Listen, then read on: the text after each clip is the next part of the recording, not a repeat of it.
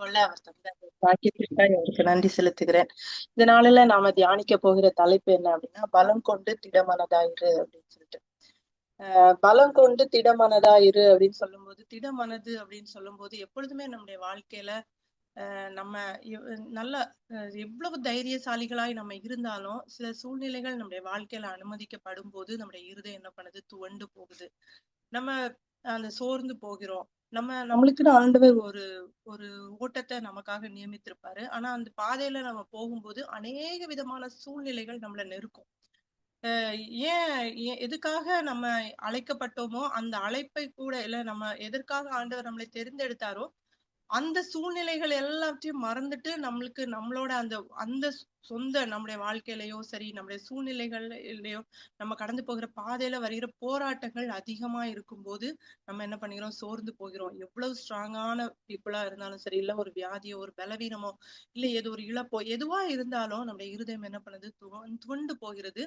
துவண்டு போயிட்டு அடுத்து என்ன பண்ணணும்னு கூட சில நேரங்கள்ல நம்மளால ஒண்ணுமே பண்ண முடியாத ஒரு சூழ்நிலையில நம்ம இருக்கிற ஒரு காரியங்கள் நம்முடைய வாழ்க்கையில இருக்கு. எனக்கு எப்பொழுதுமே அது தோணும். ஏன் ஆண்டவரே, நீர் ஒரு காரியத்திற்காய் ஒரு உம்முடைய சித்தத்திற்காய் உம்முடைய ஒரு ராஜ்யத்தை கட்டும் பணிக்காய் இல்ல ஒரு இதுக்காய் நீர் அழைத்திருக்கிறீர்.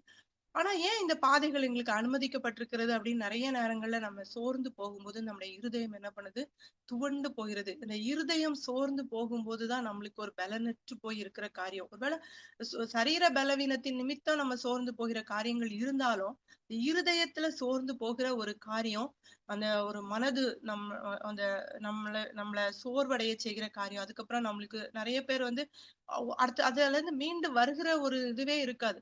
அந்த அந்த பலவீனங்கள் நம்மள அவ்வளவோ ஒரு நெருக்கி போடுகிற ஒரு காரியம். இப்ப ஆண்டவர் நம்ம இடத்துல சொல்லுகிறார், நீ பலம் கொண்டு திடமனதாயிரு அப்படின்னு சொல்லிட்டு.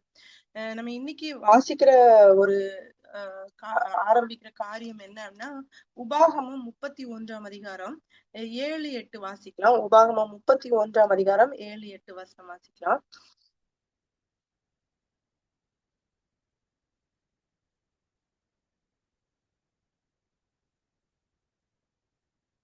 யாராவது வாசிக்கிறீங்களா?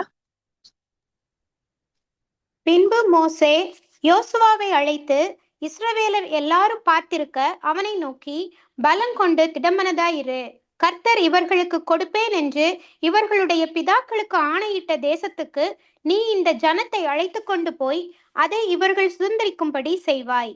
கர்த்தர் தாமே உனக்கு முன்பாக போகிறவர், அவர் உன்னோடே இருப்பார். அவர் உன்னை விட்டு விலகுவதும் இல்லை, உன்னை கைவிடுவதும் இல்லை. நீ பயப்படவும் கலங்கவும் வேண்டாம் என்றான். ஆமென். இப்ப இந்த இந்த அதிகாரத்துல நம்ம பார்க்கிறோம், மோசே தன் மரிக்க போகிற அந்த நேரத்துல யோசுவாவை அழைத்து, அதுக்கு முன்னாடி இஸ்ரவேல் ஜனங்களையும் அழைத்து நீங்கள் பலம் கொண்டு திடமானதாயிருங்கள் அப்படின்னு சொல்றாரு. அப்புறம் இதே அதிகாரத்துல யோசுவாவை பார்த்து அதுக்கு முன்னாடி ஜனங்கள் யோசுவா எல்லாரையுமே கூப்பிட்டு வச்சுட்டு அவர் சொல்லுகிற காரியம், பலம் கொண்டு திடமானதாயிரு, கர்த்தர் இவர்களுக்கு கொடுப்பேன் என்று ஆணையிட்டு அந்த தேசத்துக்கு அழைத்து கொண்டு போகி அந்த ஜனங்களை அங்க அவர்கள் அந்த தேசத்தை சுதந்திரிக்கிற பண்ணும் வரைக்கும் அவர் எப்பொழுதுமே உன்னோடு கூட தான் இருப்பாரு. உன்னை விட்டு விலகவும் மாட்டாரு, கைவிடவும் மாட்டாரு. நீ பயப்படவும் கலங்கவும் வேண்டாம். கர்த்தர் உனக்கு முன்பாக போகிறவர் அப்படின்னு சொல்லிட்டு அங்க யோசுவா இடத்துல சொல்கிறார். கண்டிப்பா யோசுவாவுக்கு ஒரு கலக்கம் இருந்திருக்கும். யோசுவா ஒரு இளைஞனா இருந்தாரு. அந்த காலத்துல ஒரு 20 வயசு மதிக்கத்தக்க இளைஞன் தான் மாதிரி சொல்றாங்க. இப்ப ரொம்ப ஒரு இளைஞனா இருந்த யோசுவா கண்டிப்பா வந்து மோசே தான் மரிக்க போகிறேன்னு சொல்லும் போது அந்த ஒரு பெரிய பொறுப்பை தன் இடத்துல கொடுக்கும் போது கண்டிப்பா அவருக்குள்ள இருதயம் என்ன பண்ணிருக்கும், கலங்கி இருக்கும். அவர் பயப்பட்டிருப்பாரு. அதே மாதிரிதான் இஸ்ரவேல் ஜனங்களுக்கும் இவ்வளவு பெரிய கூட்டத்தை வழி நடத்தின மோசே அங்க மரித்து போகிற ஒரு சூழ்நிலை வரும்போது நம்ம என்ன செய்வோம் அப்படின்னு சொல்லிட்டு. ஆனா யோசுவா இடத்துல மோசே அது திரும்பவும் ஒரு காரியத்தை அங்க உறுதிப்படுத்துகிறார். நீதான் வந்து இந்த இஸ்ரவேல் ஜனங்களை வழி நடத்திட்டு போகணும் அப்படின்னு சொல்லிட்டு. அப்ப உன் இருதயம் வந்து திகைக்க கூடாது, கலங்க கூடாது, நீ பயப்படக்கூடாது அப்படின்னு சொல்லிட்டு. இதுதான் வந்து நம்ம பைபிள்ல வந்து இன்னும் ஒரு கேரக்டர் பார்க்கலாம், யோசேப்பு. ஆனா ஆண்டவர் வந்து இஸ்ரவேல் ஜனங்களை அவர்களை அந்த பஞ்சத்துல இருந்து விடுவிக்கும்படியாய் அங்க யோசேப்ப வந்து அவர் அங்க தெரிந்தெடுக்கிறார்.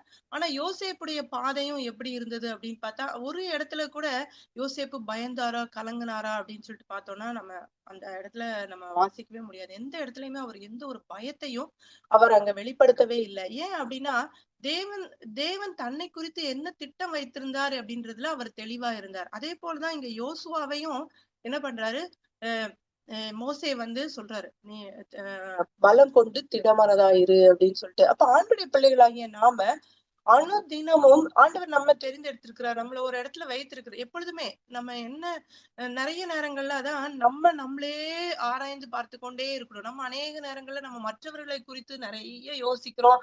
இவங்க என்ன இது பண்ணிட்டாங்க, இது ஏன் இப்படி நடக்குது அப்படி நடக்குது, நிறைய காரியங்கள்.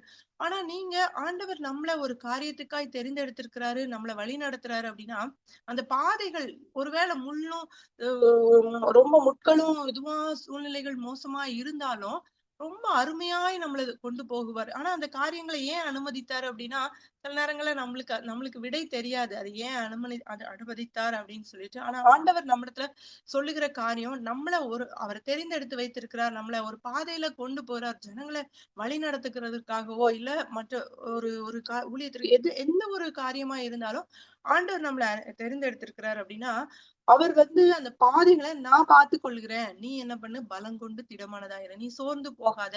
இருதயம் துவண்டு போச்சு அப்படின்னா நம்மளால ஒரு காரியமும் செய்ய முடியாது, அதுக்கப்புறம் நம்மளால யோசிக்கவும் முடியாது. அப்ப இந்த இருதயத்தை நீங்க திடமா வைத்துக்கோங்க, திடமானதாயிரு. நீ இதை ஆண்டவரே வந்து செய்ய முடியுமே, நம்முடைய இருதயத்தை அவரே வந்து நம்மளுக்கு எல்லாவற்றையும் செய்கிறவர் அவரே வந்து. இப்போ நிறைய நேரம் நம்ம வந்து ஒரு காரியத்தை புரிந்து கொள்ளணும்.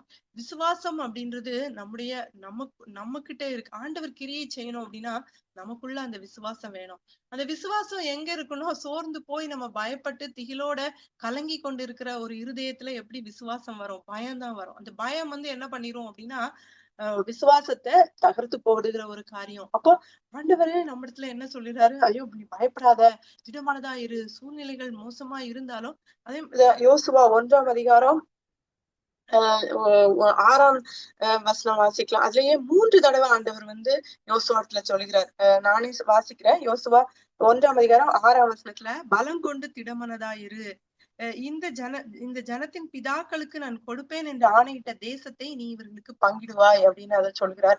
அடுத்ததும் பாத்தீங்க அப்படின்னா 7ஆம் வசனத்திலயும் பலம் கொண்டு திடமானதாயிரு, நீ போகும் இடமெல்லாம் புத்திமானாய் நடந்து கொள்ளும்படிக்கு அந்த நியாயப்பிரமாண புஸ்தகத்தை விட்டு பிரியாதிருக்கணும் அப்படின்னு சொல்றாரு. அதுக்கப்புறம் 9ஆம் வசனத்திலயும் பாத்தீங்கன்னா, நான் உனக்கு கட்டளை விடவில்லையா, பலம் கொண்டு திடமானதாயிரு, திகியாதே கலங்காதே, நீ போகும் இடமெல்லாம் உன் தேவனாகிய கர்த்தர் உன்னோடு கூட இருக்கு. இதையேதான் மோசேன்னு சொன்னார். ஏன்னா மோசேக்கும் ஆண்டோட இருதயம் தெரிந்திருந்தது. ஆண்டவர் கிரியை செய்யணும், ஆண்டவர் நம்மள ஒரு காரியத்திற்காக நம்மளை அழைத்திருக்கிறார் அப்படின்னா நம்ம சூழ்நிலைகளால நம்ம நெருக்கப்படுவோம். ஆனா அந்த சூழ்நிலைகள் வரும்போது நம்ம பயப்பட்டோம் அப்படின்னா நம்ம நம்ம அந்த நம்மளத்துல இருந்து அந்த விசுவாசம் இல்லாம விசுவாசத்துல நம்ம குறைந்து போகிற ஒரு காரியம், நம்முடைய இருதயம் சோர்ந்து போகிற காரியம், கர்த்தர் நமக்குன்னு நியமித்திருக்கிற அந்த ஓட்டத்துல நம்ம ஓட முடியாத ஒரு சூழ்நிலை நமக்குள்ள அந்த அந்த ஒரு வரும். அப்ப நம்ம இருதயம் எந்த சூழ்நிலை, ஒரு உலக பிரகாரமாய் ஒரு காரியத்துல நாம சொல்றோம், நம்ம ரொம்ப ஸ்ட்ராங்கா தான் இருப்போம், நம்ம மற்றவங்களுக்கு எல்லாம் ஆறுதல் சொல்லுவோம். ஆனா நமக்குன்னு அந்த சூழ்நிலை வரும்போது நம்மளால என்ன பண்ண முடியாது, நம்மளால அதுக்கப்புறம் வந்து ஒரு ஒரு பலனோட நம்ம நடக்க முடியாது. இப்ப நான் என்னுடைய வாழ்க்கையிலுமே நான் சும்மா ஒரு எக்ஸாம்பிளுக்கு, நான் நிறைய நேரங்கள்ல நம்ம எப்படி நடந்து கொள்கிறோம், சூழ்நிலைகள் வரும்போது நம்முடைய காரியங்கள் எப்படி இருக்கிறது நம்மள நாமளே ஆராய்ந்து பார்த்துட்டு இருக்கும்போது நிறைய நேரங்கள்ல யாராவது அவங்களோட கூட பிறந்தவங்களுக்கோ இல்ல நம்ம பிள்ளைகளுக்கோ ஒரு பலவீனம்னு வரும்போது நம்ம என்ன சொல்லுவோம், சிஸ்டர் நல்லா ஜோம் பண்ணுங்க, நானும் ஜோம் பண்றேன், ஆண்டவர் சுகத்தை தருவார், நம்ம அவங்கள என்ன பண்ணுவோம், பலப்படுத்துவோம், நம்ம அவங்களை தேற்றுவோம், ஆண்டோட வார்த்தையினால நம்ம அவர்களை தேற்றுவோம். ஆனா நம்ம ஒரு சூழ்நிலைக்குள்ள போகும்போது நம்முடைய இருதயம் என்ன பண்ணுது, அதே சூழ்நிலையில வரும்போது மற்றவர்களுக்கு ஆறுதல் சொல்கிற நாம, ஆனா நம்ம அந்த சூழ்நிலையை கடக்கும் போது நம்ம இருதயம் என்ன பண்ணுது, கண்டிப்பா துவண்டு போகிற ஒரு காரியமா இருக்கிறது. அப்ப நம்மளால வந்து அந்த சூழ்நிலையில அப்பதான் நம்ம ரியலைஸ் பண்ணுவோம், ஐயோ நம்மளுக்கு ஏன் இந்த இடத்துல நம்ம இருதயம் ஏன் துவண்டு போகிறது அப்படின்னு சொல்லிட்டு. அப்ப நம்ம சோர்ந்து போகிறோம். அப்ப நமக்குள்ள என்ன இருக்கு, நம்ம ஆண்டவர் இடத்துல அப்ப நம்ம இருதயத்தை என்ன பண்ணணும், ஆண்டவரே நீர் என்ன பலப்படுத்தும், பலம் கொண்டு திடமனதாயிரு.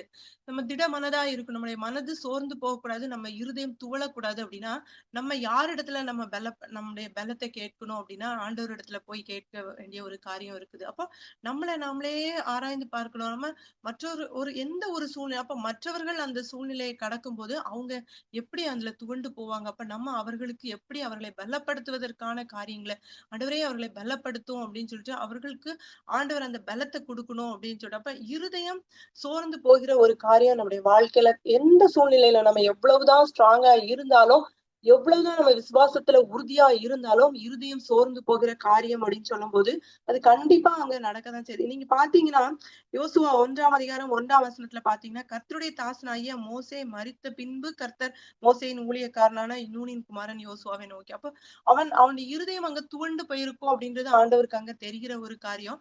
ஆனா யோசுவாவை ஆண்டவர் அழைத்த ஒரு நோக்கம் என்ன அப்படின்றது கண்டிப்பா அங்க யோசுவாவுக்கு தெரிவிக்கப்பட்டிருந்தது. மோசேயின் மூலமாய் தெரிவிக்கப்பட்டிருந்தது. நீங்க இன்னும் பாத்தீங்க அப்படின்னா என்னாகமம் 32 11 வாசிக்கலாம். என்னாகமம் 32:11.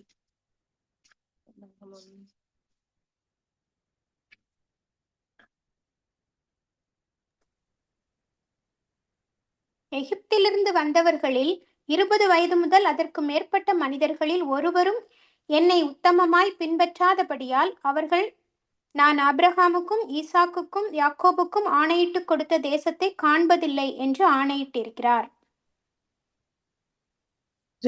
உபாகமம் 3:28 வாசிங்க. உபாகமம் 3:28. நீ யோசுவாவுக்கு கட்டளை கொடுத்து அவனை திடப்படுத்தி பலப்படுத்து.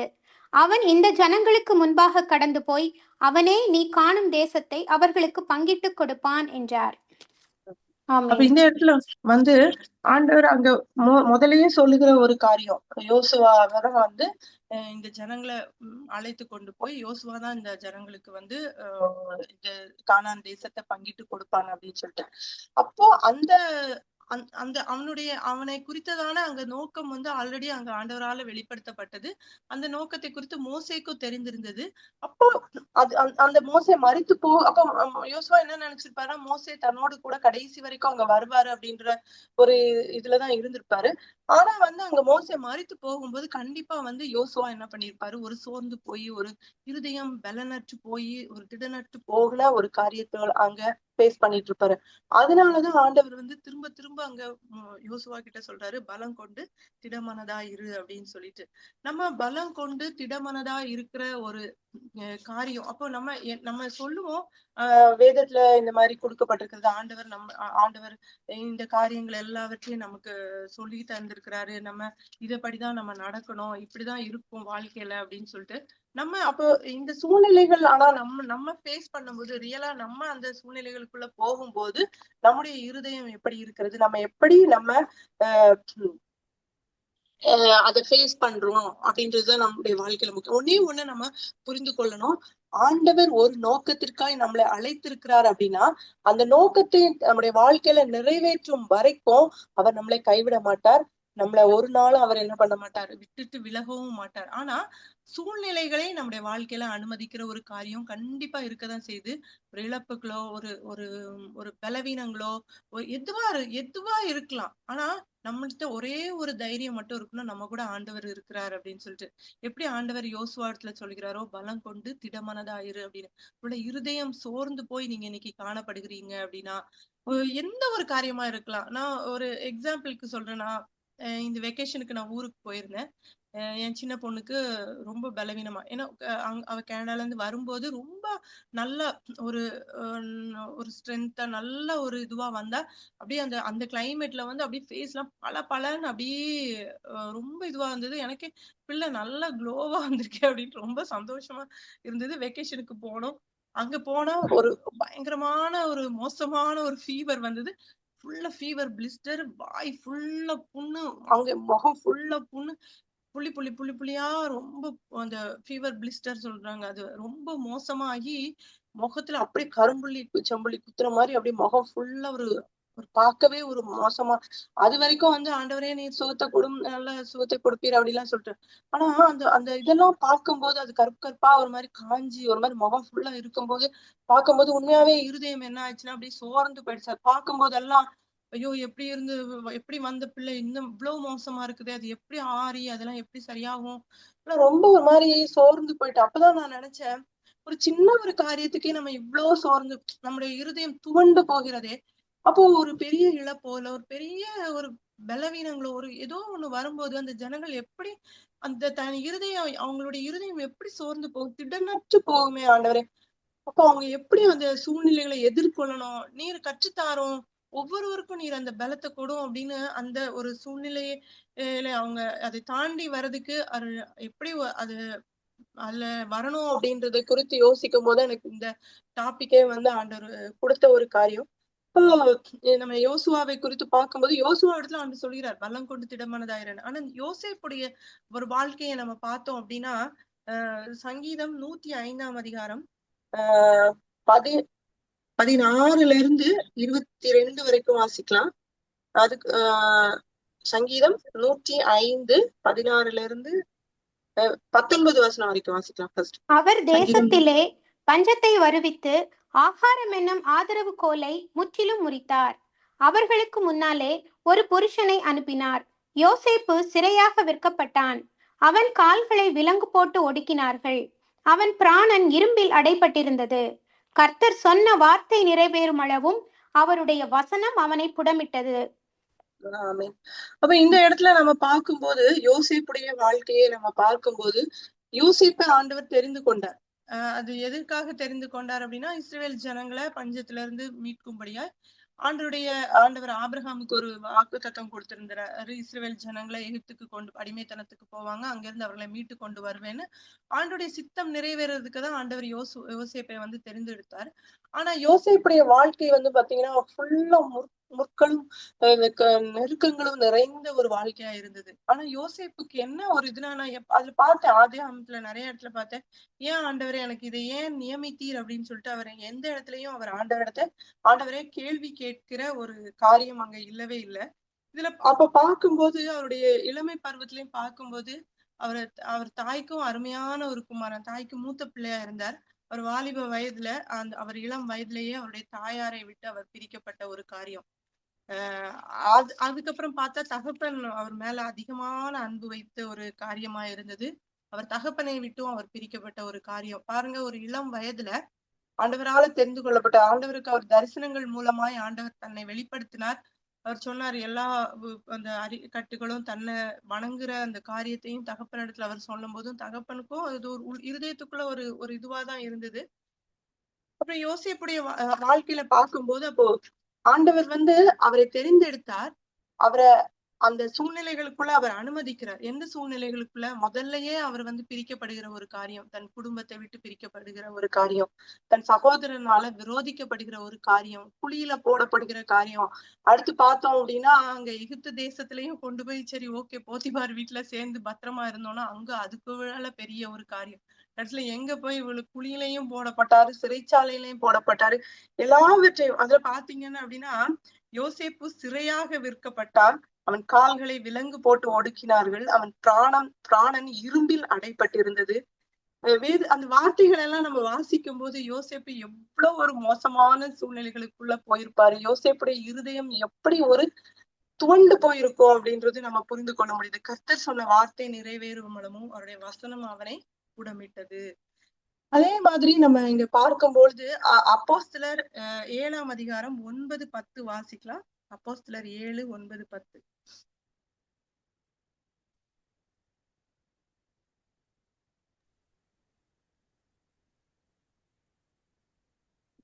அந்த கோத்திர பிதாக்கள் பொறாமை கொண்டு யோசேப்பை எகிப்துக்கு கொண்டு போகும்படியாக விற்று போட்டார்கள். தேவனோ அவனுடனே கூட இருந்து எல்லா உபத்திரவங்களினின்றும் அவனை விடுவித்து எகிப்தின் ராஜாவாகிய பார்வோன் சமூகத்திலே அவனுக்கு கிருபையையும் ஞானத்தையும் அளித்தார். அந்த ராஜா அவனை எகிப்து தேசத்திற்கும் தன் வீடு அனைத்திற்கும் அதிகாரியாக ஏற்படுத்தினான். அப்போ இங்க ஃபர்ஸ்ட்ல பார்க்கும்போது யோசிப்பு விற்கப்படுகிற ஒரு காரியம். ஆனா தேவனோ அவனோடு கூட இருந்து எல்லா உபத்திரவங்களில் நின்றும் அவனை விடுவித்து அப்படின்ட்டு. அப்போ ஏன் ஆண்டவர் இந்த சூழ்நிலையை யோசிப்புக்கு அனுமதித்தார்? அப்படியே கொண்டு போய் எகிப்துக்கு கொண்டு போயிருக்கலாம்ல. ஏன் அவன் தாயை விட்டு பிரிக்கப்பட்ட ஒரு காரியம், தகப்பனை விட்டு பிரிக்கப்பட்ட ஒரு காரியம், குழியில போடப்பட்ட காரியம், சிறையில அடைக்கப்பட்ட காரியம், அது எல்லா காரியங்களும் ஏன் அவருடைய வாழ்க்கையில அனுமதித்தாரு அப்படின்னா, ஆண்டவர் ஒருவரை தெரிந்து கொண்டார் அப்படின்னா எல்லா சூழ்நிலைகளிலும் அவர் பழக்குவிக்கிற ஒரு காரியம். யார அதிகமாய் அவர் நேசிக்கிறாரோ அவங்களதான் ஆண்டவர் சிட்சிக்கிற ஒரு காரியமும் இருக்குது. நம்மள சிட்சித்து நம்மள அந்த சூழ்நிலைகளை பழக்குவித்து நம்மள எல்லா காரியத்துக்கும் அனுமதித்து இந்த இடத்துல பார்க்கும்போது ஒருவேளை யோசேப்பை குறித்து சொல்லும்போது யோசேப்புடைய ஒரு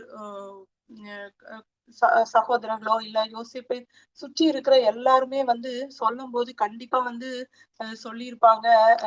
ஏன் அவன் இந்த சூழ்நிலைக்குள்ள அனுமதி, இவன் ஏனோ தப்பு பண்ணியிருக்கான், இல்ல இவன் இவன் ஏதோ ஒரு இவன் செய்த ஒரு பாவத்தின் பலனை அவன் அனுமதிக்கிறான், இல்ல அவன் எதனால அவன் கண்டிப்பா ஒரு ஒரு தப்புக்கு தண்டனை உலக பிரகாரமாய் நம்ம பார்க்கும்போது ஒரு தவறு செய்ததற்கான தண்டனையை அவன் அனுபவித்துக் கொண்டிருக்கிறான். அந்த இழப்போ இந்த வேதனைகளோ இவனுக்கு அனுமதிக்கப்பட்டிருக்கிறது அப்படின்னா அவன் செய்த பாவம் அப்படின்னு சொல்லுவாங்க. கண்டிப்பா உலகத்துல அதுதான் சொல்லுவாங்க. ஆனா கண்டிப்பா அந்த நம்ம உலகத்தாரை மாதிரி நம்ம சிந்திக்க கூடாது. நம்மளே ஆண்டவர் தெரிந்து கொண்டிருக்கிறார் அப்படின்னா எந்த சூழ்நிலைகளையும் தேவன் நமக்கு அனுமதிக்கிற ஒரு காரியம். ஆனா அதுல நம்மள அவர் பலப்படுத்தி திடப்படுத்தி அவர் தன்னுடைய அந்த தேவ சித்தம் நம்முடைய வாழ்க்கையில நிறைவேறும்படி செய்வார்.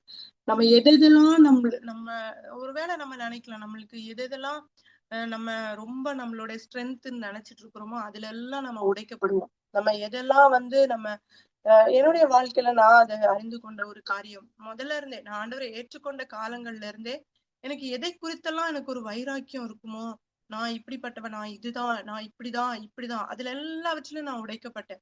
ஒவ்வொரு காரியமாய் நம்ம உடைக்கப்பட்டு நம்ம ஒரு கட்டம் வரும்போது நம்மளுக்கு ஏன் ஜனங்கள் மேல எல்லாம் கோவம், இவங்க ஏன் நமக்கு இப்படி பண்ணாங்க, இவங்க ஏன் நம்மள இப்படி பண்ணாங்க, இவங்க ஏன் நம்மள இப்படி கொடுமைப்படுத்துறாங்க, இல்ல இப்படி பண்றாங்க, அந்த மாதிரி திங்கிங் எல்லாம் மாறி இந்த சூழ்நிலை எனக்கு ஆண்டவரால அனுமதிக்கப்பட்டது. ஆண்டவரே இதை கடந்து போகிறதற்கான பலன நீர் எனக்கு தாரும் அப்படின்னு நம்ம ஜெபிக்கிற ஒரு, ஏன்னா ஆண்டவர் நம்மள ஒரு அழைத்தவர் உண்மை உள்ளவர். அவர் கடைசி வரைக்கும் நம்மள கைவிட மாட்டார். அப்போ சூழ்நிலைகள் அனுமதிக்கப்படுகிறது அப்படின்னா உடனே நம்ம இது நான் செஞ்ச பாவமோ, என் முன்னோர் செஞ்ச பாவமோ, என் குடும்பத்தின் சூழ்நிலைகள் சமாதான குறைவு இருக்குதா, நான் இது நிறைய நினைப்பேன். எல்லா குடும்பத்திலும் சில குடும்பங்கள்ல அவ்வளவு சமாதானமா, ஆண்டவரை அறியாத குடும்பங்கள் ரொம்ப ஒரு ஏழ்மையா இருப்பாங்க. எதுவுமே அவங்களுக்கு இருக்காது. ஆனா அவங்களுக்குள்ள ஒரு ஒற்றுமை, சகோதரர்களுக்குள்ள ஒரு ஒரு விட்டு கொடுக்கிற ஒரு தன்மை, ஒரு எதுனாலும் அந்த அந்த மாதிரி எல்லாம் நிறைய காரியங்கள் பார்க்கும்போது நான் நினைப்பேன், ஐயோ நம்ம இவ்வளவு ஆண்டவரை தேடுகிறோம், எல்லாமே இருக்கு, ஆனா ஏன் இந்த சூழ்நிலைகள் நமக்கு அனுமதிக்கப்பட்டிருக்கிறது, இப்ப நம்ம சரியில்லையோன்னு ஒரு குற்ற உணர்ச்சியோட ஒரு போராடுகிற ஒரு தன்மை நம்மளுக்குள்ள.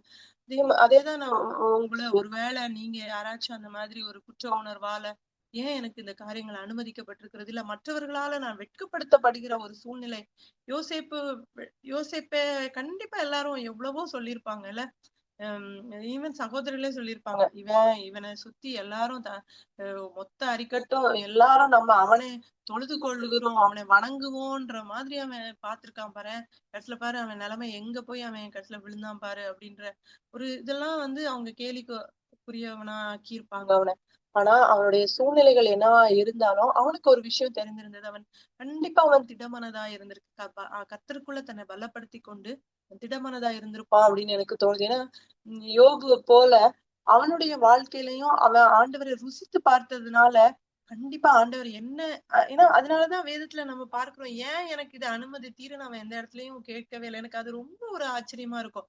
எவ்வளவு விதமான நெருக்கத்துக்குள்ள சூழ்நிலைகளுக்குள்ள அவன் போயிருந்தாலும் ஆண்டவர் என்ன ஏன் இதை அனுமதிக்கல அப்படின்னு. ஆனா இங்க வேதம் சொல்லுது அவன் நெருக்கப்பட்டான், அவன் கால்கள், அவன் பிராணன் இரும்பில் அடைபட்டிருந்தது அப்படின்ட்டு.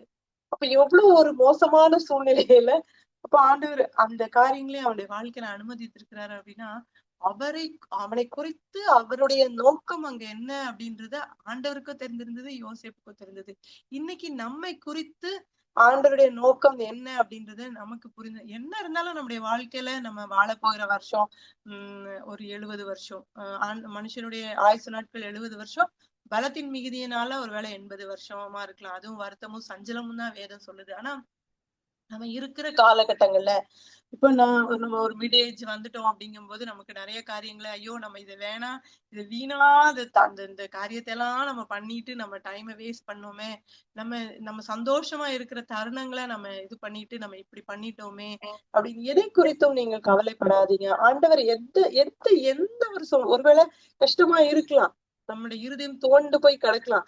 ஆண்டவரே என்னை பலப்படுத்தும்னு சொல்லிட்டு எந்திரிச்சு ஜெபம் பண்ணுங்க. போய் ஆண்டவருடைய சமூகத்துல போய் காத்திருந்து ஜெபித்துட்டு அந்த சூழ்நிலையை விட்டு எழும்பி வெளியே போய் அது சரி பண்ணிட்டு அது அன்னன்னைக்கு நாளைக்கு பாட போதும். அன்னைக்கு என்ன நம்ம சின்ன ஒரு அத சொல்லுவாங்க, பணக்காரனா இருந்தாலும் நிறைய காசு பணம் இல்லாதவங்க என்ன நினைப்பாங்கன்னா, நமக்கு நிறைய காசு இருந்தா நம்ம சந்தோஷமா இருப்போம். நம்ம நல்லா நிறைய நம்மளுக்கு இதெல்லாம் வாங்கி நல்லா சாப்பிட்டு நல்லா இருக்கலாம் அப்படின்னு சொல்லிட்டு. ஆனா எல்லா பணம் இருக்கிறவங்களும் சந்தோஷமா இருக்காங்கன்னா இல்ல கண்டிப்பா. அதே நேரத்துல ரொம்ப ஒண்ணுமே இல்லாம ஏழையா இருப்பாங்க. அவங்களுடைய வாழ்க்கைய பாத்தீங்கன்னா அவ்வளவு சந்தோஷமா இருக்கும். அதே மாதிரி ஒருத்தர் வியாதியா இருக்கிற ஒருத்தர் நினைப்பாங்க, ஐயோ நம்ம ஒரு வியாதியே இல்லாம இருந்தாலே போதும், அதுவே சந்தோஷமா இருக்கும் அப்படின்னு சொல்லிட்டு. ஆனா நல்ல சந்தோஷமா இருக்கிற ஒரு மனுஷன் ஒண்ணுமே இல்லாம வியாதி எல்லாம் இல்லாம இருக்கிற மனுஷன் ஏதாவது இல்லாத ஒன்ன குறித்து யோசித்து யோசித்து யோசித்து அவன் அதுல கஷ்டமா இருப்பான். பிள்ளைகளை குறித்து யோசிக்கும் போது ஐயோ என் பிள்ளை இத படிக்கல அத படிக்கல, இந்த காரியத்துல இவ்வளவு மார்க் வாங்கல, ஒருவேளை உங்களுக்கு பிள்ளையால படிக்க முடியலையா, ஸ்கூலுக்கு போனாலும் மார்க் வாங்க முடியலையா, அந்த பிள்ளைக்கு என்ன முடியுதோ அதை பண்ண வைக்கணும். நம்மளால என்ன முடியுதோ அதை பண்ணிட்டு நம்ம அதுலயும் சந்தோஷமா இருக்கிற காரியம். நிறைய பேர்டனை நம்ம எடுத்துக்கிட்டு நம்ம நிறைய நேரங்கள்ல நம்ம என்ன பண்றோம், நமக்கு முடியாத ஒரு பேர்டனை நம்ம எடுத்து வச்சுக்கிட்டு நம்ம அதுல நம்ம போராடிட்டு இருக்கிற ஒரு காரியம். பிள்ளைகள் சொல் பேச்சு கேட்கலையா, ஒரு இது இல்லையா, நம்ம கண்ட்ரோல் விட்டு போகுறாங்களா, இல்ல நம்ம ஒரு காரியம் நம்முடைய கண்ட்ரோல் விட்டு போகுதா, அதே உடைய கருத்துல ஒப்பு கொடுக்குறேன், நீ பார்த்துக்கொள்ளும். அதுக்கு மேல நம்மளால ஒண்ணும் பண்ண முடியாது. அன்னைக்கு நம்மளால என்ன சாப்பிட முடியுமோ, என்ன செய்ய முடியுமோ அதை செஞ்சுட்டு சந்தோஷமா போறோம். இந்த மனநிலை எப்ப வரும் அப்படின்னா, அது நம்ம ஆண்டவரத்துல அதிகமாய் நம்ம கேட்கும் போது, ஆண்டவரே என்ன இப்படி வழி நடத்தும், இந்த சூழ்நிலைகள் இப்படி இருக்குது அப்படிலாம் சொல்லும் போது அவர் நமக்கு ஒரு பக்குவத்தை நம்முடைய வாழ்க்கையில யோசிப்பை போல தருகிறார். இன்னொரு எக்ஸாம்பிளும் நம்ம சொல்ல விரும்புகிறேன். அப்போஸ்தலனாகிய பவுலை குறித்து 2 கொரிந்தியர் 12ஆம் அதிகாரம் 7ல இருந்து 9 வசனம் வாசிக்கலாம். அப்போஸ்தலர் 2 கொரிந்தியர் 12ஆம் அதிகாரம் 7ல இருந்து 9 வசனம். 2 கொரிந்தியர் 12. அன்றியும் எனக்குரிய மேன்மை நிமித்தம் நான் என்னை உயர்த்தாதபடிக்கு என் மாம்சத்திலே ஒரு முள் கொடுக்கப்பட்டிருக்கிறது. என்னை நான் உயர்த்தாதபடிக்கு அது என்னை குட்டும் சாத்தானுடைய தூதனாய் இருக்கிறது. அதை என்னை விட்டு நீங்கும்படிக்கு நான் 3 தரம் கர்த்தரிடத்தில் வேண்டிக் கொண்டேன். அதற்கு அவர், என் கிருபை உனக்கு போதும், பலவீனத்திலே என் பலம் பூர்ணமாய் விளங்கும் என்றார். ஆகையால் கிறிஸ்துவின் வல்லமை என்மேல் தங்கும்படி என் பலவீனங்களை குறித்து நான் மிகவும் சந்தோஷமாய் மேன்மை பாராட்டுவேன். அடுத்ததா நம்ம பார்க்கும்போது பவுலுடைய வாழ்க்கை. பவுல் பார்க்கும்போது பவுலுடைய ஒரு உருமால ஒரு கச்சையா மேல போட்டாலும் அவன் பட்டாலே ஜனங்கள் வந்து சுகமடைந்தாங்க. இல்ல அந்த பவுல் அநேகரை குணப்படுத்தினாரு. ஒரு வியாதி ஒரு ஒரு மரணத்துக்குள்ளான ஒரு மனுஷனை அவர் உயிரோட எழுப்பின காரியம், அப்படி நிறைய ஒரு காரியங்கள் நம் வேதத்துல கூறப்பட்டிருக்கிறது. ஆனா பவுல் அதே மாதிரி அவர் 3ஆம் வானத்துக்கு போனாரு. அநேக காரியங்கள் அவரு அவருக்கு ஆண்டவர் வெளிப்படுத்தி கொடுத்தாரு. அவர் அநேக நிருபங்களை அவர் எழுதின ஒரு காரியத்தை நம்ம பார்க்கிறோம். அப்படிப்பட்ட பவுல் இங்க என்ன சொல்கிறாரு அப்படின்னா, எனக்கு வெளிப்படுத்தப்பட்டவர்களுக்குரிய மேன்மை நிமித்தம் நான் என்னை உயர்த்தாதபடிக்கு என் மாம்சத்திலே ஒரு முள் கொடுக்கப்பட்டிருக்கிறது அப்படின்னு. அவனுக்கு ஏதோ ஒரு பலவீனம் இருந்தது அப்படின்னு சொல்றாங்க. பட் அது என்ன பலவீனம்னு நமக்கு திட்டமாய் தெரியல. அப்போ என்னை நான் உயர்த்தாதபடிக்கு அது என்னை குட்டும் சாத்தானுடைய தூதனா இருக்கிறது அப்படின்னு சொல்றாரு. அப்போ எனக்கு ஒரு சோதனை இருக்குது, நான் என்னை உயர்த்தாதபடிக்கு அப்படின்னு சொல்றாரு பவுல். அங்க அவர் அதை புரிந்து கொள்கிறார். ஒரு சூழ்நிலை நமக்கு அனுமதிக்கப்பட்டிருக்குன்னா ஒருவேளை அது ஏதோ ஒரு ஆண்டவர் ஒரு காரியத்தை அனுமதிக்கிறார் நம்முடைய வாழ்க்கையிலன்னா நம்ம கேள்வி கேட்க, ஏன் ஆண்டவரே இதை எனக்கு அனுமதி தெரியல, ஏன் இது நடக்குது. எவ்வளவு கிண்டல் பண்ணிருப்பாங்கல்ல பவுல எல்லாரும். பவுலுக்கு அவ்வளவு ஒரு வல்லமை ஆண்டவர் கொடுத்திருந்தாரு. ஒரு சுகமாக்கும் வல்லமை, உயிரோட எழுப்புகிற வல்லமை எல்லாம் இருந்தது. ஆனா ஒரு பலவீனத்தை மேற்கொள்கிற ஒரு காரியத்துல பவுலுக்கு வந்து ஆண்டவர் அந்த காரியத்தை அவனுக்கு அனுமதித்திருந்ததுனால அதை ஒன்றும் செய்ய முடியாம போயிடுச்சு. ஆனா அது என்னை விட்டு நீங்கும்படிக்கு நான் 3 தரம் கர்த்தரிடத்தில் வேண்டிக் கொண்டேன். நான் ஆண்டவரத்துல கேட்டேன். ஆனா அவர் என்ன சொல்லிட்டாரு, என் கிருபை உனக்கு போதும், பலவீனத்துல என் பலம் பூரணமாய் விளங்கும் என்றார். ஆகையால் கிறிஸ்துவின் வல்லமை என் மேல் தங்கும்படி என் பலவீனங்களை குறித்து நான் மிகவும் சந்தோஷமாய் மேன்மைப்படுறேன். அதுதான் சொல்றேன், கிறிஸ்துவின் வல்லமை நமக்குள்ள இருக்கும் போது அந்த சூழ்நிலைகள் நம்மள ஒண்ணுமே பண்ணாது. இதுதான் யோசேப்புக்கும் இருந்தது. அதனாலதான் ஆண்டவர் யோசேப்பு சொன்னார், பலம் கொண்டு திடமனதா இரு அப்படின்னு சொல்லிட்டு. அப்ப கிறிஸ்துவின் வல்லமை நம்ம மேல தங்கணும், அந்த இருதயம் ஸ்திரப்படணும். இவ்வளவு தைரியமா அதை சொல்றதுக்கு என்ன ஒரு நம்ம நிறைய நேரம் யாருக்காவது ஒரு பிரச்சனை அப்படின்னா இது சாத்தானுடைய வேலையா இருக்கு, சாத்தானுடைய இதுவா இருக்கு, அப்படி இப்படின்னு சொல்லிட்டு நம்ம நிறைய நேரங்கள்ல இங்கேயும் அங்கேயும் ஓடிக்கிட்டே இதை ஜோம் பண்ணி இதை சரி பண்ணி விட்டுருங்க. அது மாதிரி நம்ம நிறைய காரியங்களை நம்ம சொல்லுகிற ஒரு இது இருக்குது. ஆனா என்ன அப்படின்னா, நம்மளுக்குள்ள அந்த புரிதல் வந்துருச்சு அப்படின்னா நம்ம ஆண்டவரிடத்துல அவருடைய பலத்தை கேட்போம். நம்ம நிறைய நேரம் ஐயோ இந்த பாஸ்டர்ட்ட போய் உண்மை ஆலோசனை கேட்கணும், ஜெபிக்கணும். நம்மளுக்கு சோர்ந்து போகிற நேரத்துல நம்ம எல்லாரும் நமக்காக ஜெபிக்கும் போது நம்ம ஒரு பலன் நமக்கு கிடைக்கும். ஆனா நம்ம மன போராட்டம் இருக்குல்ல, நம்ம மனம் அங்க பதட்டம் அடைந்து சோர்ந்து போகும்போது, திடனற்று போகும்போது உள்ளுக்கு இருக்கிற போராட்டத்தை நம்ம தான் அந்த போராட்டத்தை ஃபேஸ் பண்ணணும். இதை நம்ம மற்றவங்களுக்கு சொல்லும் போது அவங்க நமக்கு விசுவாசத்துக்கு நிறைய பலப்படுத்துகிற வார்த்தைகளை நம்ம நிறைய சொல்லுவாங்க. ஆனாலும் நமக்குள்ள நம்ம அந்த போராட்டத்தை எப்படி மேற்கொள்ளணும் அப்படின்னா, நம்ம ஆண்டவரிடத்துல நம்ம காத்திருந்து அவரிடத்துல அந்த பலத்தை பெற்றுக்கொண்டு, பவுல் சொல்ற மாதிரி பவுலிடத்துல சொன்ன மாதிரி பலவீனத்துல என் பலன் பூரணமாய் விளங்கும் அப்படின்னு அவர் அங்க சொல்லுகிற ஒரு காரியம். அப்போ அந்த ஒரு காரியத்துல ஆண்டவரே நீர் என்னை பலப்படுத்தும் இந்த ஒரு சூழ்நிலை எதுக்கு எப்பவுமே ஆண்டவரத்துல கேள்வி கேட்கிற யோசேப்பு கேள்வி கேட்கல, ஏன் இது எனக்கு அனுமதித்தீர், ஏன் அனுமதித்தீர்னு ஒரு நாள் ஜெபத்துல போராடவே இல்லை. அதே மாதிரி நிறைய நிறைய நான் கேள்விப்படுறேன். ஏதாவது ஒரு காரியம் சிலர் சொல்லுகிற காரியம் இது தெரியல, நீங்க ஒருவேளை அதை பண்றீங்க அப்படின்னா தயவுசெய்து அதை பண்ணாதீங்க, அது மற்றவர்களை ரொம்ப ஒரு சோர்வடைய செய்த அவங்க திடனற்று போகிற ஒரு காரியத்தை அது ஏற்படுத்துகிறது அப்படின்றத நான் சொல்ல விரும்புகிறேன். சிலர் சொல்லுவாங்க, நான் ஜெபித்து ஆண்டவரிடத்துல ஒவ்வொரு காரியத்துக்கும் நான் ஜெபித்து ஆண்டவரிடத்துல பதிலை பெற்றுக்கொண்டு நான் இவ்வளவு தூரம் வந்தேன். கண்டிப்பா அது நம்ம ஜெபித்து ஆண்டவரிடத்துல காரியத்தை பெற்றுக்கொண்டுதான் நம்ம அந்த இடத்துல வருகிறோம். ஆனா ஒருவேளை அந்த காரியம் நடக்காத ஒரு ஆளு கிட்ட போய் நம்ம அதை சொல்லும் போது அப்ப அவங்களுக்கு எப்படி தோணும்னா, ஏன் ஜெபத்தை ஆண்டவர் கேட்கலையோ, இது உங்களுக்கு எப்படி புரியுதா அப்படின்னு தெரியல.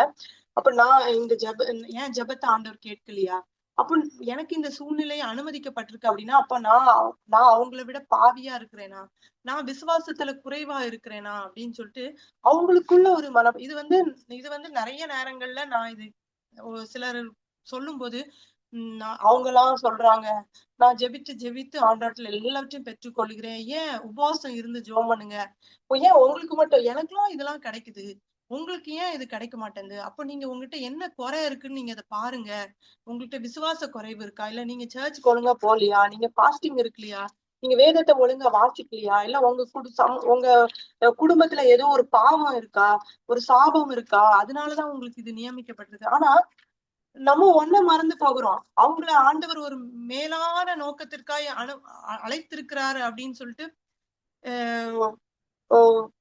நமக்கு புரியாது. நம்ம அதை புரியாம நம்ம இந்த வார்த்தைகளை இது ஒரு விசுவாச வார்த்தை தான், நம்ம ஜெபம் பண்ணி ஆண்டவரத்துல பெற்றுக்கொள்ளுங்க அப்படின்னு சொல்லிட்டு. ஆனா நம்ம அந்த ஜெபம் பண்ணி நான் பெற்றுக்கொண்டேன்னு சொல்லிட்டு நம்ம அந்த காரியத்தை குறித்து மேன்மை பாராட்டுகிற ஒரு காரியம் இன்னொரு மனுஷனுடைய விசுவாசத்தை குலைக்குது அப்படின்றது நம்மளுக்கு அது ரியலா தெரியல. எனக்கு அது ஏன் நிறைய பேர் அதை சொல்ல கேள்விப்படுறேன், ஜெபம் பண்ணுங்க, நான்லாம் பிள்ளை பாஸ் பண்ணணுமா உடனே ஜெபம் பண்ணிடுவேன், உபவாசம் இருந்துருவேன், ஒரு 3 நாள் உபவாசம் போட்டுருவேன், அங்க எல்லாமே சரியாயிரும். கண்டிப்பா ஆண்டவர் நடத்துவார். உபவாசம் இருந்து ஜெபிக்கிறது நல்லது. ஏன்னா ஆவிக்குரிய போராட்டங்களை நம்ம மேற்கொள்றதுக்கு அந்த உபவாசம் ரொம்ப ஒரு மேன்மையான காரியம். ஆனா இன்னொருத்தரை அது நம்முடைய வாயின் வார்த்தைகள் அவங்களை ஹர்ட் பண்ணுதா, இல்ல அவங்களுடைய விசுவாசத்தை குறைக்குதா, அப்போ நம்ம எந்த இதுல இருக்கிறோம் அப்படின்றத நம்ம பார்க்கணும். அப்போ இங்க பார்க்கும்போது கண்டிப்பா பவுலையோ இல்ல யோசேப்பையோ மற்றவர்கள் வந்து என்ன பண்ணிருப்பாங்க, கண்டிப்பா இன்னும் ஜெபம் பண்ணுங்க, சரியில்லை, நீங்க போற பாதை சரியில்லையோ இருக்கும், ஒருவேளை இதை சரி பண்ணுங்க, அதை சரி பண்ணுங்க, இல்ல உங்க குடும்பத்துல ஒரு பாவமா இருக்கலாம். நான் நிறைய நேரங்களில் இதை யோசிச்சிருக்கேன். நிறைய பேர் என்கிட்ட கேட்டிருக்காங்க, நான் இந்த இந்த ஒரு மோசமான சூழ்நிலைகளுக்குள்ள நான் கடந்து போயிட்டு இருக்கேன், ஏன் இது எனக்கு மட்டும் அனுமதிக்கப்பட்டு கொண்டே இருக்கிறது, ஏன் ஆண்டவர் இதை என் வாழ்க்கையில அனுமதிக்கிறாரு, என்ன அவரை தெரிந்தெடுத்திருக்கிறாரே, என்ன இந்த ஊழியத்துக்காய் தெரிந்தெடுத்திருக்கிறாரே, இந்த ஜனங்களை ஒரு வழி நடத்துகிறதுக்காக ஆண்டவர் என்னை தெரிந்தெடுத்து கொண்டிருக்கிறாரே, ஏன் இந்த சூழ்நிலைகள் என் வாழ்க்கையில அனுமதிக்கப்பட்டிருக்கிறது அப்படின்னு சொல்லும் போது கண்டிப்பா நம்மளுக்கும் நிறைய நேரம் அதுதான் தோணும், ஏன் இது ஒருவேளை பாவமோ இல்ல சாபமோ அப்படின்னு சொல்லிட்டு. கண்டிப்பா பாவமும் இல்ல சாபமும் இல்ல, ஆண்டவருடைய மேலான சித்தத்தை அவருடைய நம்முடைய வாழ்க்கையில அவர் நிறைவேற்றணும் அப்படின்னா சில காரியங்களை நம்முடைய வாழ்க்கையில அவர் அனுமதிக்கிறார். அந்த சூழ்நிலைகளை கடக்கிறதுக்குள்ள பலனை அவர் தருவார். ஆனா அந்த பலனை நம்ம பெறணும் அப்படின்னா அவருடைய சமூகத்துல நம்ம காத்திருக்கிற ஒரு காரியம். நம்ம உலகத்தை பார்த்தோம் அப்படின்னா, உலகத்தாரை பார்த்தோம் அப்படின்னா நம்முடைய இருதயம் என்ன பண்ணும், சோர்ந்து போகும். நம்ம ஆண்டவரை நோக்கி பார்க்கும்போது அவர் நம்முடைய இருதய கண்களை திறந்து தருவார். எப்படி யோசேப்புக்கு தெரிந்திருந்ததோ அதே போல அவன் சகோதரர் அது குற்ற உணர்ச்சினால அவன் இடத்துல போய் இது பண்ணும்போது, உங்களுக்கு ஜீவ ரட்சணை செய்யும்படியா ஆண்டவர் என்ன முன்னாடியே இங்க அனுப்புனார் அப்படின்னு சொல்றாரு.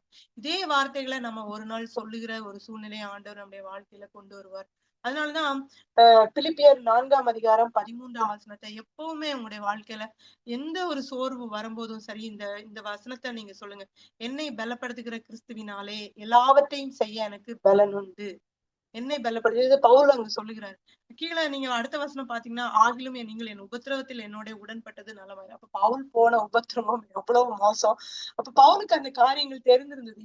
இதுதான் எனக்கு நியமிக்கப்பட்டு இருக்கிறது, ஆண்டவர் என்னோடு கூட இருக்கிறாரு, அது போதும், அவர் என்னை பலப்படுத்துவார். அப்போ எந்த ஒரு சூழ்நிலை வந்தாலும் நெகட்டிவ் வேர்ட்ஸ் பேசவே பேசாதீங்க. ஏன் எனக்கு ஆண்டவர் இதை அனுமதித்தார், ஏன் இதை அனுமதித்தார், ஏன் என் வாழ்க்கையில இது நடக்குது, ஏன் நான் இந்த சூழ்நிலைகளுக்குள்ள போகிறேன், இல்ல என்னை பலப்படுத்துகிற கிறிஸ்துவினால எல்லாவற்றையும் செய்ய எனக்கு பலன் உண்டு. இதுதான் எனக்கு எப்பொழுதுமே, நான் இது பிள்ளைங்க கிட்டையும் சரி, யாராவது சோர்ந்து போயிருக்காங்கன்னா அவங்க கிட்ட இதைதான் சொல்லுவேன். இந்த வார்த்தைகளை நீங்க அறிக்கையிட்டு கொண்டே இருங்க, விசுவாச வார்த்தைகளை அறிக்கையிட்டு கொண்டே இருங்க.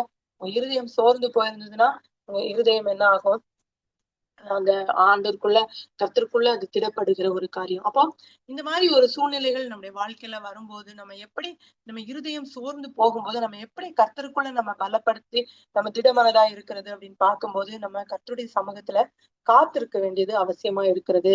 சங்கீதம் 27ஆம் அதிகாரம் 14ஆம் வசனம் வாசிக்கலாம். சங்கீதம் 27:14.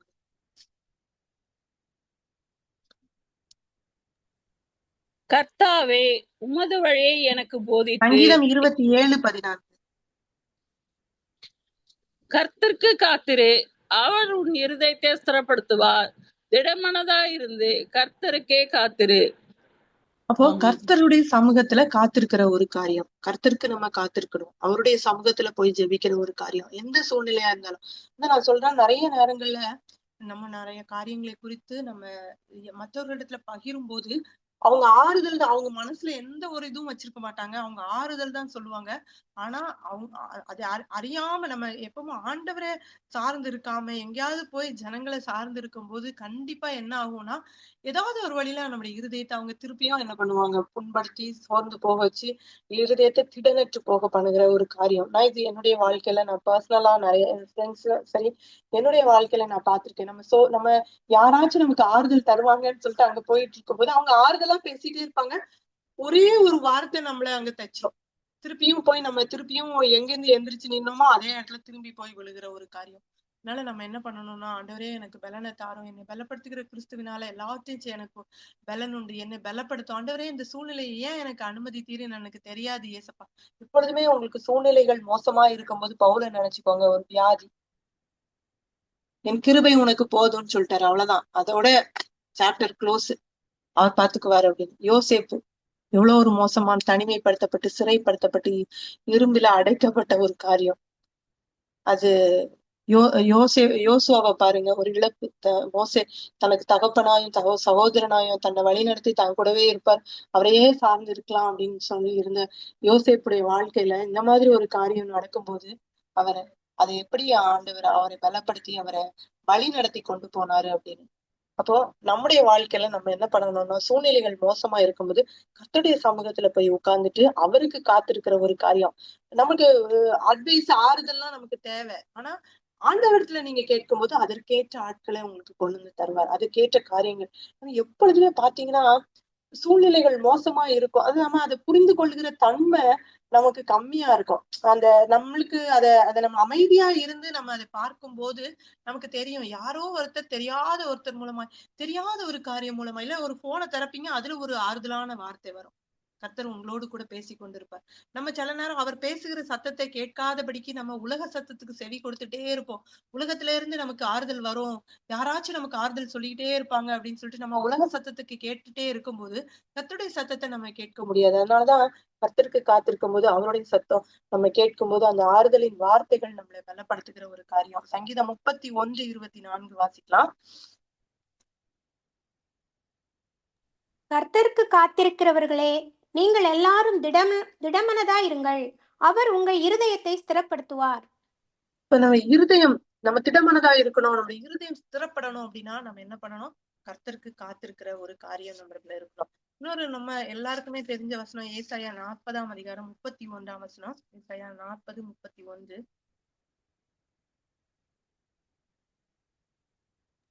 கர்த்தருக்கு காத்திருக்கிறவர்களோ புது பலன் அடைந்து கழுகுகளைப் போல செட்டைகளை அடித்து எழும்புவார்கள். அவர்கள் ஓடினாலும் நிலைப்படையார்கள், நடந்தாலும் சோர்ந்து போகார்கள். அப்போ கர்த்தருக்கு காத்திருக்கிறவர்கள் புது பலன் அடைந்து, ஒருவேளை நீங்க இப்போ சோர்ந்து போய் பலனற்று போய் ஸ்திரம் இருதயத்துல ஒரு ஸ்திரத்தன்மை இல்லாம இருக்கிறீங்க அப்படின்னா கர்த்தருடைய சமூகத்துல காத்திருங்க. ஆண்டவரே என்னை பலப்படுத்தும்.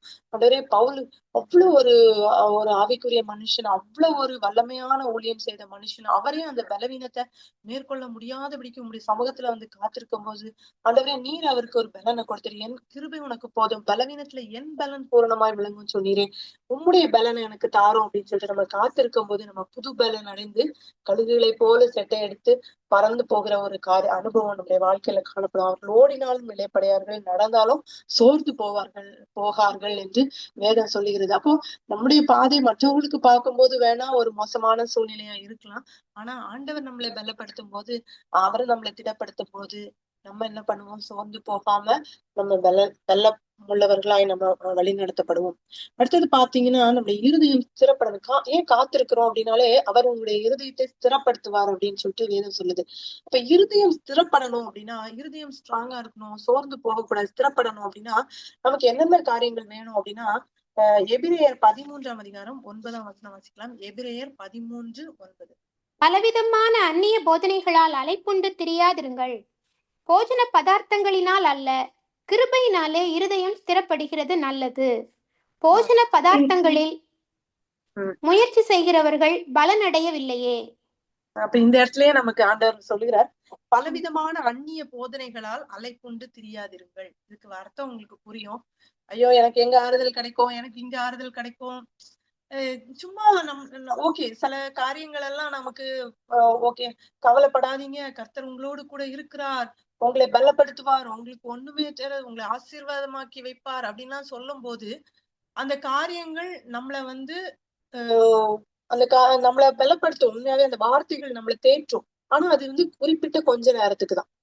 எதுவுமே குறிப்பிட்ட ஒரு ஆண்டவரால கிடைக்காத எதுவுமே குறிப்பிட்ட ஒரு காலத்துக்கு மட்டும்தான்.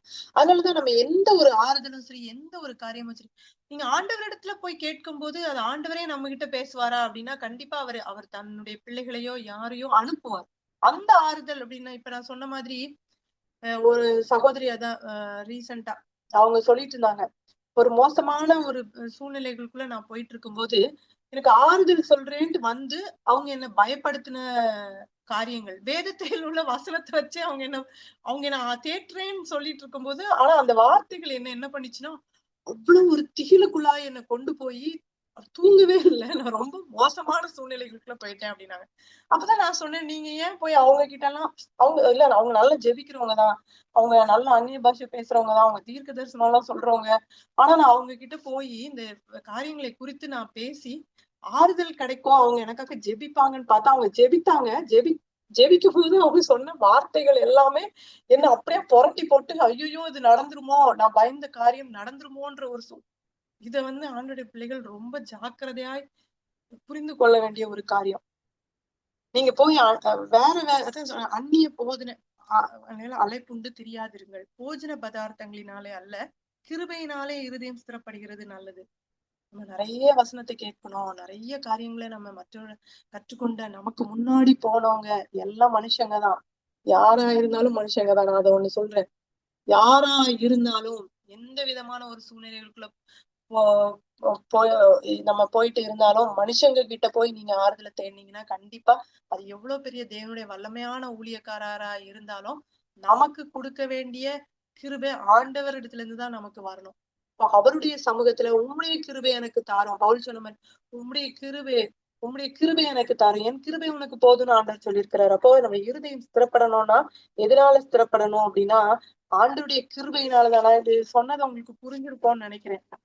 நான் இந்த எக்ஸாம்பிள் ஜெபம் பண்ணுங்க ஆறுதல் தருவாங்கன்னு சொல்லிட்டு போயிட்டு திருப்பியும் இருதயம் சோர்ந்து போய் பலனற்று போய் திடனற்று போய் வந்த ஒரு சூழ்நிலையை நான் என்னுடைய வாழ்க்கையில நான் அவங்களை பார்த்தப்போ ஆண்டவர் ஒருத்தர் தான் நம்மளை ஸ்திரப்படுத்த வல்லவர். நீங்க பாத்தீங்க அப்படின்னா பவுல் திரும்ப அந்த காரியத்தை சொல்கிறார்.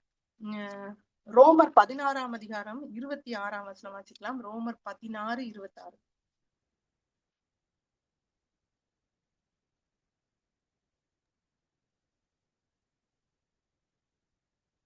இயேசு கிறிஸ்துவை பற்றிய பிரசங்கமாகிய என் சுவிசேஷத்தின்படியே உங்களை ஸ்திரப்படுத்த வல்லவரும். போதும். அப்போ நம்மை ஸ்திரப்படுத்த வல்லவர் யாரு? அவர் மாத்திரம்தான் நம்மளை ஸ்திரப்படுத்துவார். எப்போ ஸ்திரப்படணும்? நம்ம இருதயம் சோர்ந்து போகும்போது, பலனற்று போகும்போது. ஸ்திரம் அப்படின்னாலே நிலைத்தன்மை.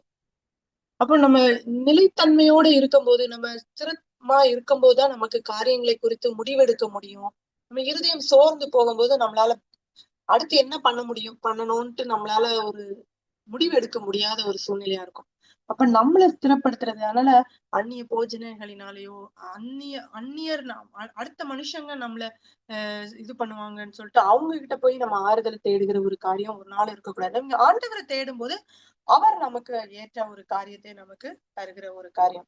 அடுத்து பாத்தீங்கன்னா பொறுமையினால நம்ம ஸ்திரப்பு.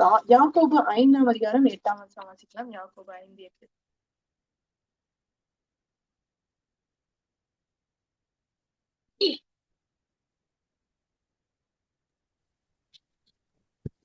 நீங்களும் நீடிய பொறுமையோடு இருந்து உங்கள் இருதயங்களை ஸ்திரப்படுத்துங்கள், கர்த்தரின் வருகை சமீபமாக இருக்கிறதே.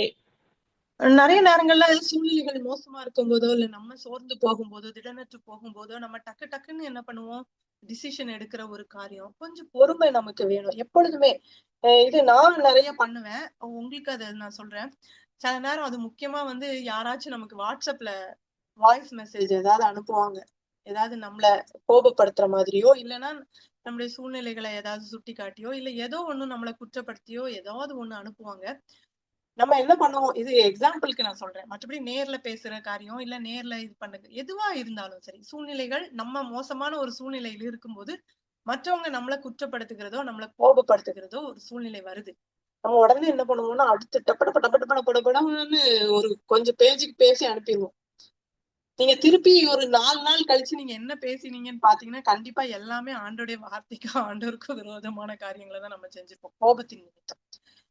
ஒரு அவசரப்படுகிற ஒரு காரியத்தை நான் சொல்ல வரேன். எல்லா காரியத்திலையும் அவசரப்படாம பொறுமையா இருக்கும்போது ஏன்னா அங்க காத்திருக்கோம் அப்படின்னாலே அங்க பொறுமையும் நமக்கு அங்க சேர்ந்து வரணும். கண்டிப்பா நம்ம பொறுமையோட இருந்து ஒரு காரியத்தை ஹேண்டில் பண்ணும்போது கண்டிப்பா அதுல கொஞ்சம் ஒரு கோபப்படுகிற ஒரு சூழ்நிலை வருது, இல்ல நம்ம ஒரு முடிவு எடுக்கிறதுக்கு ஒரு உடனே முடிவு எடுக்கணும்னு ஒரு சூழ்நிலை வருது.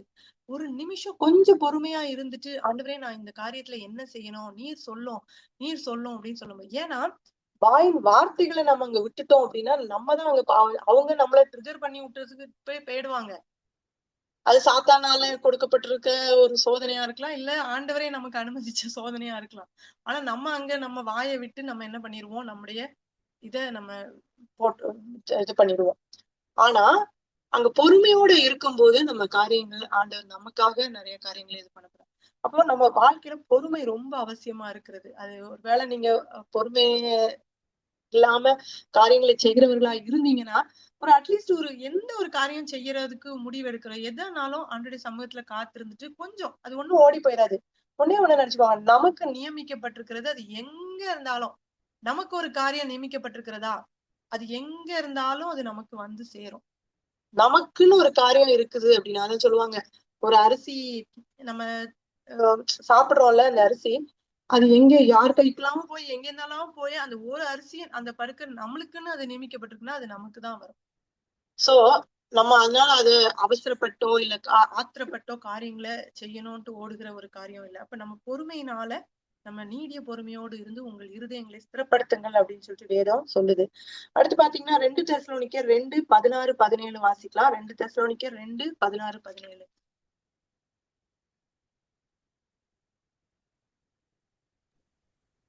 நம்முடைய கர்த்தராகிய இயேசு கிறிஸ்துவும் நம்மிடத்தில் அன்பு கூர்ந்து நித்திய ஆறுதலையும் நல் நம்பிக்கையையும் கிருபையாய் நமக்கு கொடுத்திருக்கிற நம்முடைய பிதாவாகிய தேவனும் உங்கள் இருதயங்களை தேற்றி எல்லா நல் வசனத்திலும் நற்கிரியையிலும் உங்களை ஸ்திரப்படுத்துவாராக. இப்ப இங்க பார்க்கும்போது ஆண்டவர் நம்மளை எப்படி இருதயங்களை எப்படி தேற்றி நல் வசனத்திலும் நற்கிரியையிலும் நம்மளை ஸ்திரப்படுத்துகிற ஒரு காரியம். ஆண்டோடைய வார்த்தையை நமக்கு தந்து அவருடைய வசனத்தினால நம்மளை இருதயத்தை என்ன பண்ணுகிறார், ஸ்திரப்படுத்துகிற ஒரு காரியம் நற்கிரியை. நம்ம மூலமாய் அநேக காரியங்களை நல்ல கிரியைகளை அவர் நம்ம செய்ய வைக்கும் போது மற்றவர்கள் அந்த கிரியை நிமித்தம் அவர்கள் ஆண்டவரை துதிக்கும் போது அதுல நம்மளுக்கு என்னது கிருபை பெருகுது, நம்முடைய இருதயம் ஸ்திரப்படுகிற ஒரு காரியம். அப்போ ஆண்டவர் நம்ம இருதயம் சோர்ந்து போகும்போது நம்ம மனுஷனிடத்துல ஓடாம நம்ம கர்த்தருக்கு காத்திருக்கிற ஒரு காரியம், அவருடைய கிருபையினால நம்ம ஸ்திரப்படுகிற ஒரு காரியம், நம்முடைய பொறுமையினால நம்ம ஸ்திரப்படுகிற ஒரு காரியம். அடுத்தும் பாத்தீங்க அப்படின்னா ரோமர் 1:10 வாசிக்கலாம். ரோமர் 1:10.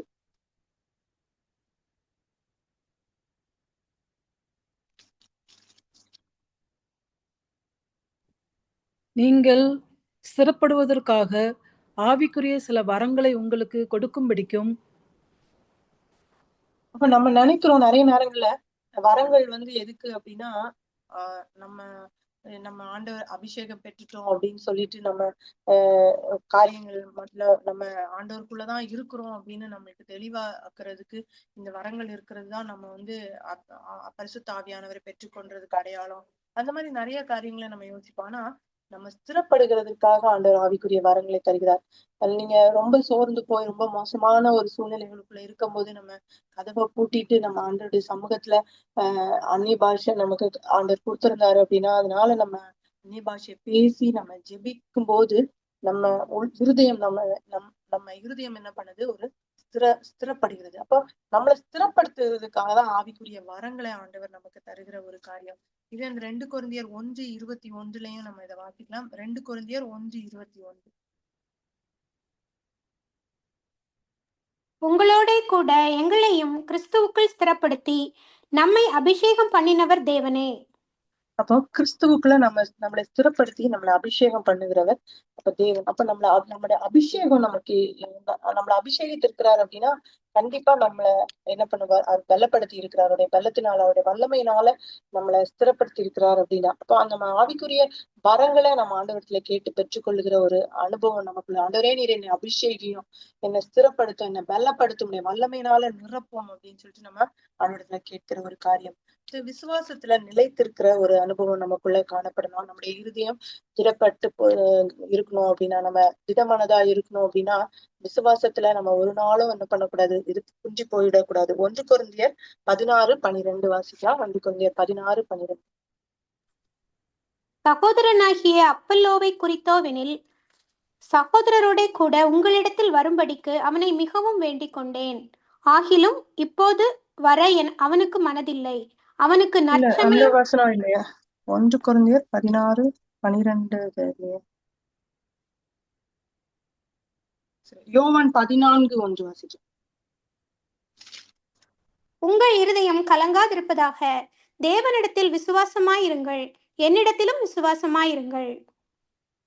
அப்ப நம்முடைய இருதயம், அந்த வசனம் அது மிஸ் பண்ணிட்டேன். அது ஆக்சுவலா என்னன்னா நம்ம விசுவாசத்துல நிலைத்திருக்கிற ஒரு காரியத்தை குறித்துதான். எப்பொழுதும் நம்ம ஒரு சோர்ந்து போகிற சூழ்நிலைகள் வரும்போது நம்முடைய விசுவாசம் எப்படி இருக்கிறது அப்படின்னு சொல்லிட்டு நம்ம ஆண்டவர்கிட்ட ஆண்டவரே எனக்கு விசுவாசத்தை தாரோம், எனக்கு விசுவாசத்தை தாரோம், நான் அந்த விசுவாசத்துல நான் நிலைத்திருக்கணும் ஏசப்பா அப்படின்னாதான் யோவான் 14:1 சொல்கிறார், உங்கள் இருதயம் கலங்காதிருப்பதாக, தேவனிடத்தில் விசுவாசமா இருங்கள், என்னிடத்திலும் விசுவாசமா இருங்கள் அப்படின்னு சொல்லிட்டு.